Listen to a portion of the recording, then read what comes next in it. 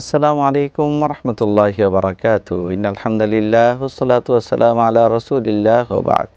সুপ্রিয় দর্শক শ্রোতা, এটি নিউজের রমজানের বিশেষ আয়োজন আকিজ ইলেকট্রিক্যালস নিবেদিত রোজার মাসে পাওয়ার্ড বাই ফ্রুটিকা। সঙ্গে আছি আমি ডক্টর হুসাইনুল বান্না। সুপ্রিয় দর্শক শ্রোতা, এই অনুষ্ঠানে আমরা রমজান সংশ্লিষ্ট ইসলামের বিভিন্ন বিষয় সম্পর্কে আলোচনা করে থাকি। আজকে আমরা আলোচনা করব রমজানে কোরআন চর্চা।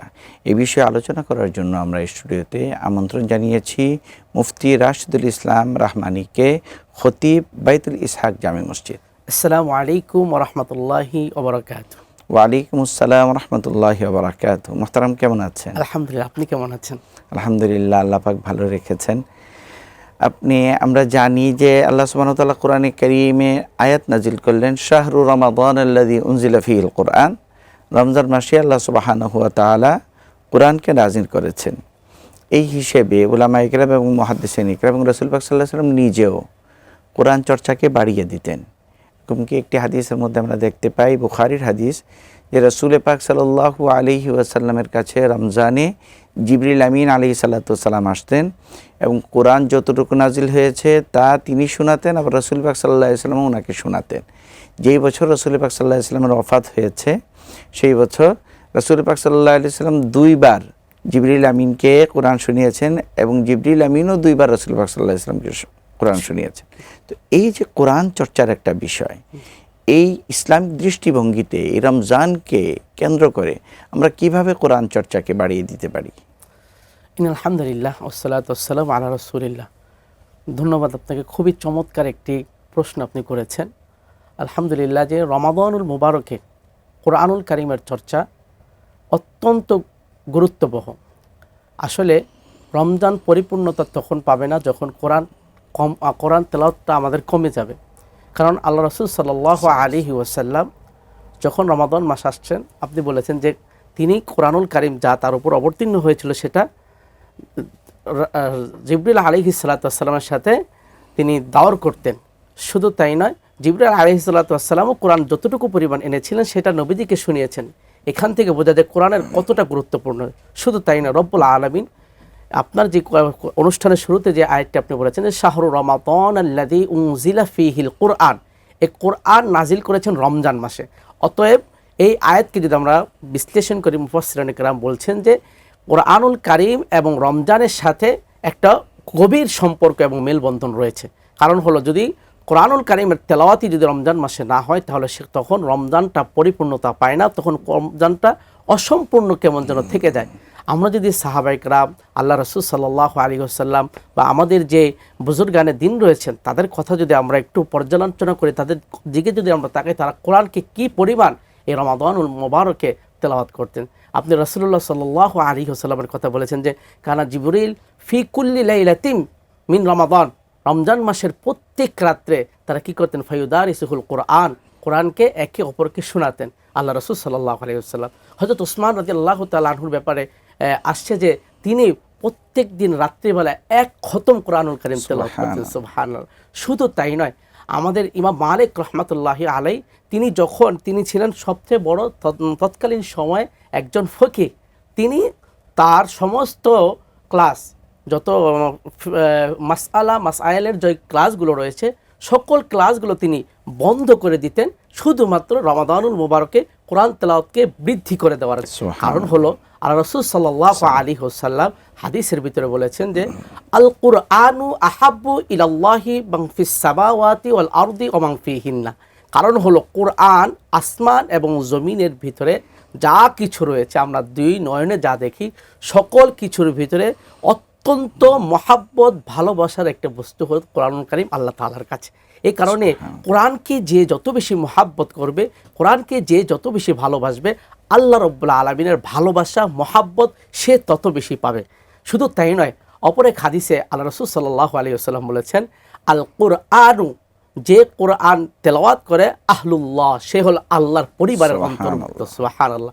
শুধু তাই নয়, কোরআনুল কারীম যদি তেলাওয়াতের মাত্রা আমরা বাড়িয়ে দিই তাহলে সবথেকে বড় একটি বেনিফিটের কথা আল্লাহ রাসূল সাল্লাল্লাহু আলাইহি ওয়াসাল্লাম বলেছেন যে কোরআনুল কারীম কিয়ামতের ময়দানে, যে রাসূলুল্লাহ সাল্লাল্লাহু আলাইহি ওয়াসাল্লাম বলেছেন হাদিসের ভিতরে, ইকরাউল কোরআন, তোমরা কোরআনুল কারীমের তেলাওয়াত চর্চা বেশি বেশি করো।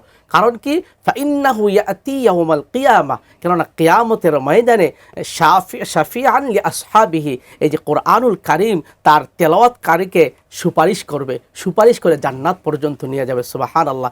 এই কারণে রমাদানুল মুবারকে প্রত্যেকটা মুমিন বান্দাবান্দির উচিত হবে কোরআনুল কারীমের তেলাওয়াতের মাত্রা অতিরিক্ত বাড়িয়ে দেওয়া এবং বেশি বেশি পরিমাণে কোরআনুল কারীমের তেলাওয়াত করা। শুধু তাই নয়, শুধু কোরআনুল কারীম তেলাওয়াত করলে হবে না, কোরআনুল কারীমকে তেলাওয়াত করতে হবে, এর অনুধাবন, এর অর্থ বুঝে নিজেদের জীবনকে পরিচালনা করতে হবে। আল্লাহ রাসূল সাল্লাল্লাহু আলাইহি ওয়াসাল্লাম বলেছেন যে কোরআনুল কারীম আমরা তেলাওয়াত করছি কিন্তু এটা বুঝতেছি না, আমাদের জীবন কিন্তু পরিবর্তন হচ্ছে না। আল্লাহ রাব্বুল আলামিন কোরআনুল কারীমে বলেন, আফালা ইয়াতাদাব্বারুনাল কুরআন, তোমরা কোরআন পড়ছো কিন্তু তোমরা এটাকে অনুধাবন করছো না কেন?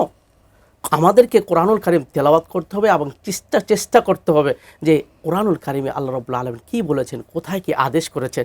আমাদের জীবনে যদি আমরা এই কাজগুলোকে আমরা আনতে পারি, আমাদের জীবনকে যদি আমরা কোরআনকে দিয়ে সাজাতে পারি আল্লাহ, তাহলে অবশ্যই আমাদের কোরআনময় জীবন গঠিত হবে ইনশাআল্লাহ, এবং আমাদের রমজানটাকে সার্থক তখন হবে যখন আমরা কোরআনের চর্চা বাড়িয়ে দেব এবং কোরআনকে অনুধাবন করার চেষ্টা করবো ইনশাআল্লাহ। কোরআনে কারীমে তো আমরা তো দেখি, তো কোরআনে কারীমে একটা নির্দেশ এসেছে ওয়ারাত্তিলিল কোরআন তারতিলা, কোরআনকে তারতিল অনুযায়ী পড়া। আমাদের সমাজে কিন্তু বিশেষ করে সাধারণ মানুষ ওনারা তাজবিদ এভাবে রক্ষা করে কোরআনে কারীম তেলাওয়াত করেন না, তো এই বিষয়টিকে আপনি কিভাবে দেখেন?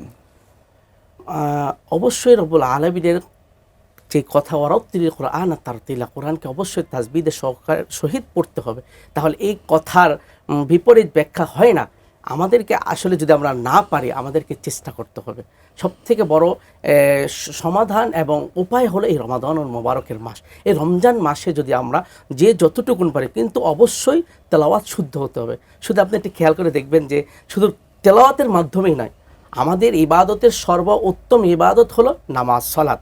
আর সলাতের ভিতরে কিন্তু তেলাওয়াত করতে হয়। যদি আমার তেলাওয়াত অশুদ্ধ হয়, নামাজ ভঙ্গের অন্যতম কারণ হলো আমার যদি তেলাওয়াত অশুদ্ধ হয় আমার নামাজই হবে না। আর যদি আমার নামাজ না হয় তাহলে তো আমার ইবাদতের যে কেন্দ্রবিন্দু সেটাই আমার হচ্ছে না। এই কারণে আমাদেরকে তেলাওয়াত শুদ্ধ করতে হবে, এটার বিকল্প কোনো পদ্ধতি নেই। এখন কি করতে পারি আমরা একটা সূরা, দুইটা সূরা, একটা আয়াত, এইভাবে করে রমাদানুল মুবারকে যদি আমরা চেষ্টা করি অবশ্যই ইনশাআল্লাহ আমাদের তেলাওয়াত শুদ্ধ হয়ে যাবে। আরেকটা চমৎকার হাদিস, যারা আটকিয়ে যায়, যারা একটু চেষ্টা করতেছে তাদের ব্যাপারে আল্লাহ রাসূল সাল্লাল্লাহু আলাইহি ওয়াসাল্লাম বলেছেন, যারা তার তীরের সহিত তেলাওয়াত করতে পারে তাদের জন্য 1 গুণ সওয়াব, আর যারা আটকিয়ে যায়, যারা চেষ্টা করে, তাদের চেষ্টা অব্যাহত রাখে, আল্লাহ রাসূল সাল্লাল্লাহু আলাইহি ওয়াসাল্লাম তাদেরকে 2টা মানে দ্বিগুণ সওয়াব তাদেরকে দেওয়া হবে। সুবহানাল্লাহ। এই জন্য আমরা চেষ্টা চালিয়ে যাব, তাহলে অবশ্যই আমরা সহিহ এবং শুদ্ধ করে তেলাওয়াত করতে পারবো ইনশাআল্লাহ। হাইয়াকুমুল্লাহ, আপনি অনেক সুন্দর আলোচনা করেছেন, আমি এবং দর্শকরা উপকৃত হয়েছি আলহামদুলিল্লাহ, জাযাকুমুল্লাহ। সুপ্রিয় দর্শক শ্রোতা, আমরা একেবারে অনুষ্ঠানের শেষ পর্যায়ে চলে এসেছি। আগামীতে আবারও দেখা হবে, সে পর্যন্ত ভালো থাকবেন, সুস্থ থাকবেন। আসসালামু আলাইকুম ওয়া রাহমাতুল্লাহি ওয়া বারাকাতুহু।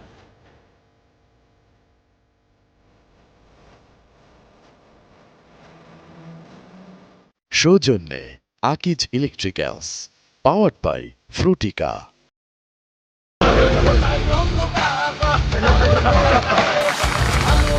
আকিজ এলইডি লাইট, আলোর বন্যায় দুর্ভোগ নাই।